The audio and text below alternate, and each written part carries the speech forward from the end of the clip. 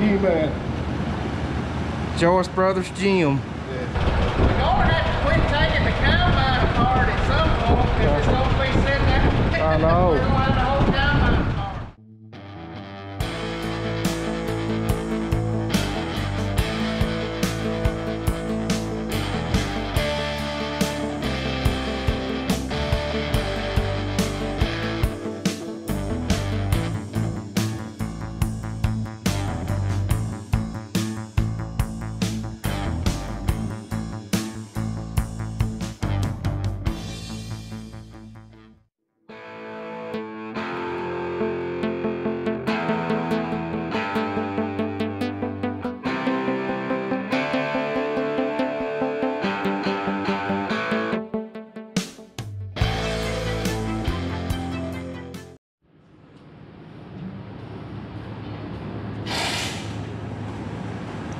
So y'all missed a little bit of it. We went to Tennessee Tractor yesterday and we priced all this stuff at Worthington Ag Parts, where we get most all of our harvest parts in Saxton, Missouri. But we went to Tennessee Tractor. There was a few things we needed from Tennessee Tractor, and we priced the stuff with Tennessee Tractor there, and getting all A&I stuff, which is aftermarket components. John Deere bought A&I out though, so now you can get A&I parts through John Deere dealership. And my A&A was within, they was close enough on the money that I did not see going to Worthington to get all that stuff. And since we was placing such a big order, they helped us out a little bit. Pretty pricey price tag on that stuff. But right now we're replacing the top feeder house shaft, these sprockets here. You can see how they've got like a C wore in them. They're cupped, lean over forward. But these, believe it or not, these are actually not as bad as I thought they were. I really figured they was gonna be worse than that. But Robert's gonna pull this row of bolts out here, and then we should be able to just pick this feeder house shaft up out of here.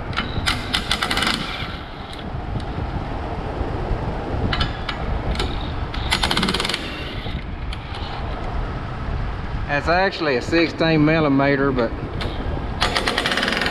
Robert's using a 5/8 wrench. I mean a 5/8, 16 5/8 normally.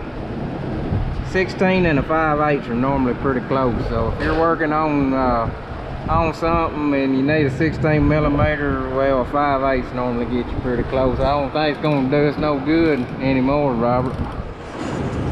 I woke up this morning and the day started out good, and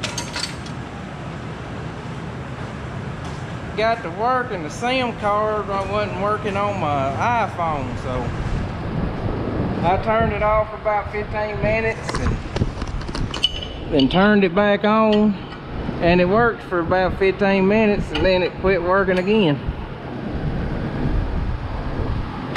So about 9:30 I went to the Verizon store, and I got done with Verizon at about 2:30. That ain't working there like I thought it would.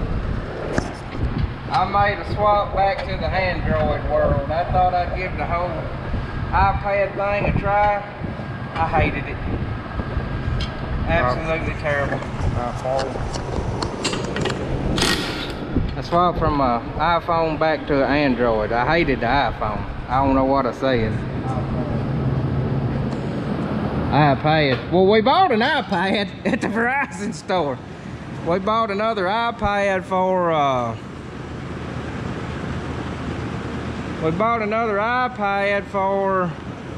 one for the combine when we're shelling corn, and one for the planting tractor when we're drilling wheat. And the way I look at it, you're paying $100 a month for field view, and then the iPad was $470, and it had a $100 rebate on it, so paid $370. And I don't think we could touch that putting like a John Deere screen in it. So that's iPad was pretty cheap compared to that. Like the iPads, not the iPhones. Why did I say iPhone again? No, you said iPad first. I don't When you know. was talking about the iPhones. But we like iPads, we don't like iPhones. There we go. Ooh, do it real good.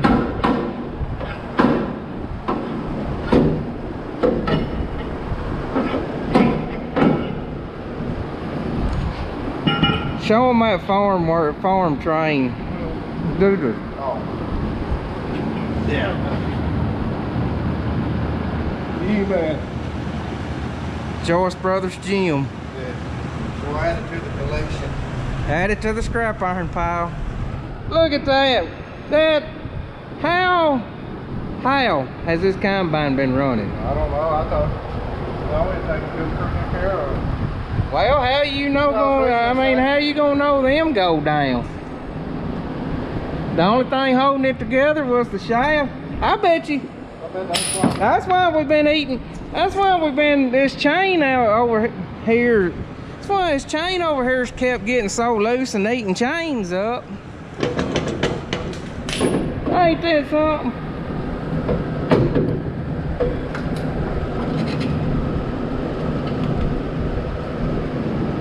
Well, I was thinking we might need to change him, but now I don't think we got no choice but to change him. Hold that jaw in there, top jaw.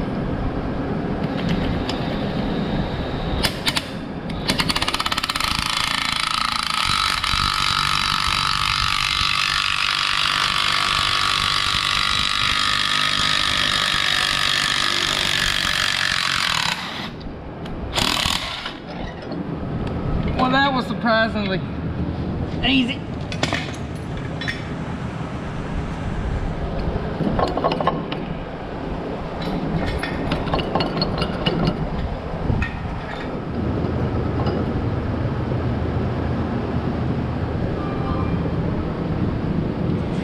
Right there, some of the best money I ever spent. I think I gave, I don't know, $80 for that puller.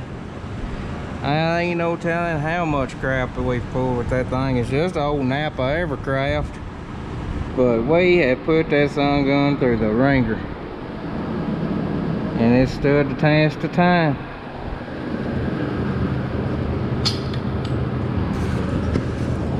That's some kind of old collar. There it goes.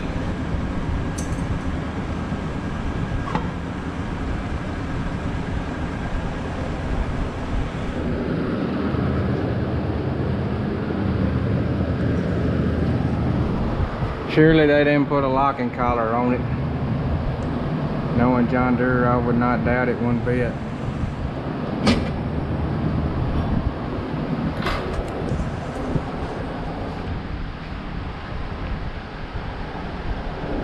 Alright, we're gonna see if we can get this fished out here.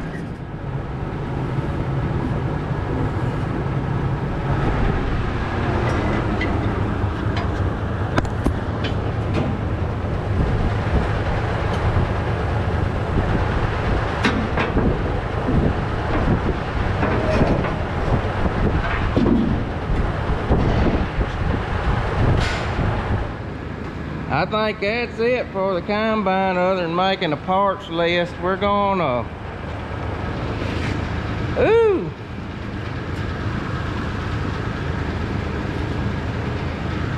I don't know, I'm this deep in it. I may go on and put shoe augers in it since I'm this deep in it.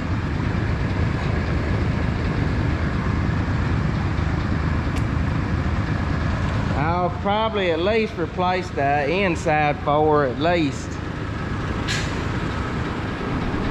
The two outsides don't have near as much material to run through them.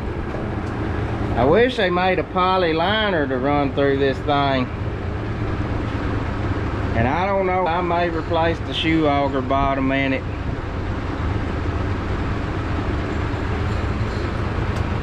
we're this deep in it, and I plan on keeping the combine for a long time. Even though it's a higher hour machine, it's been a really good combine for us, and we got this 25-foot Draper head now.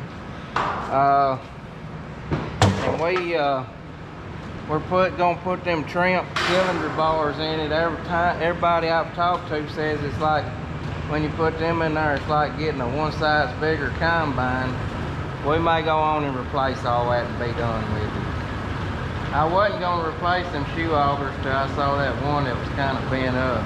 It won't make the combine worth anymore. Well, it will to certain people, but the bad thing about putting a lot of work in a high-hour combine is you can put $10,000 in it. It's a $17,000 combine right now. That's what we originally paid for it. And you can put $10,000 worth of work in it and it still be a $17,000 combine.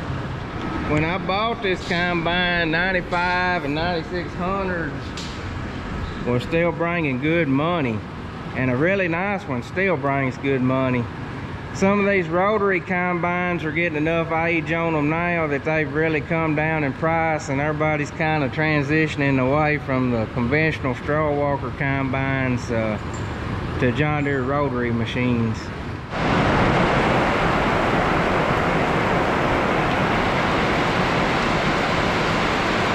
And another good rain.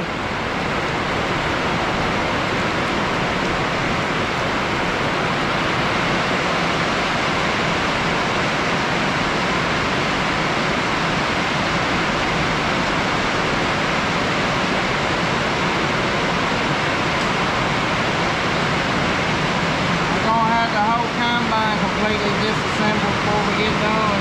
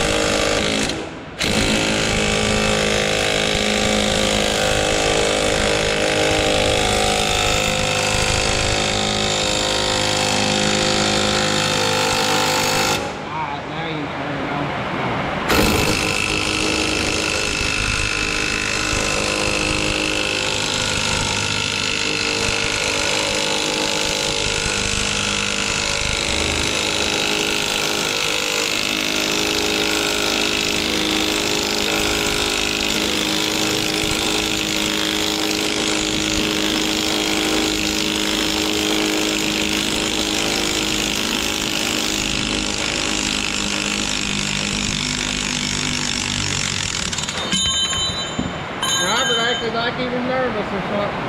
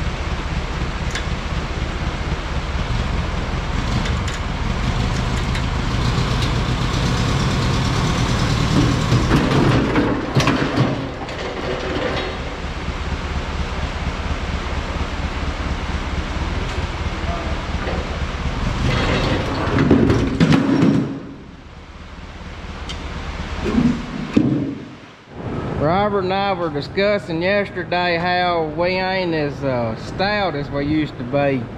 I went to loosen a bolt I had tightened a couple of years ago, and man, I really had to put out. And I mean, back then I just kind of hand tightened it. And I told him, I think this thing right here is a lot of the reason we ain't as stout as we used to be. In the olden days, we'd have just pulled them bolts, and I'd been sitting there trying to hold this thing like this right here. Or I'd have been loosening, probably I'd been loosening the bolts and Robert been holding it, but still. Before Robert come to the farm, I used to have to do a lot of this stuff by myself. I don't know how I did it, but let Robert pull that bolt there, and it should just, if something comes loose there, it should just back out.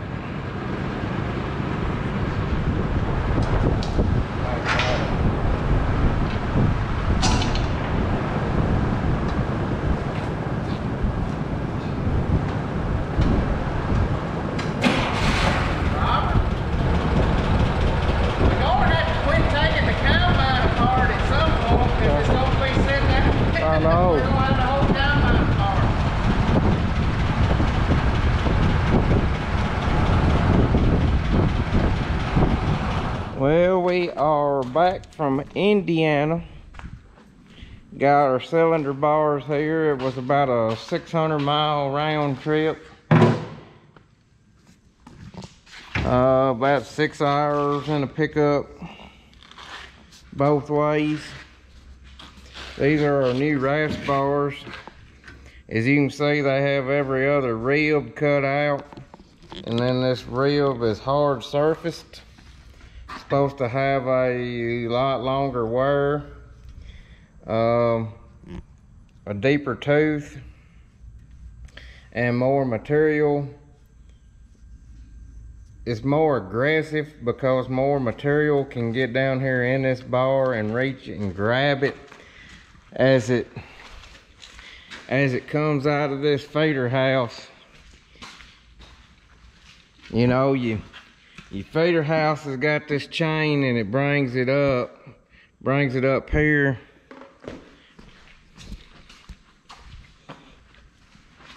And these rasp bars bolt right here, and they take that material off that feeder house, and with them deeper teeth, it can grab that material more aggressively and pull it through, rubs it over this concave.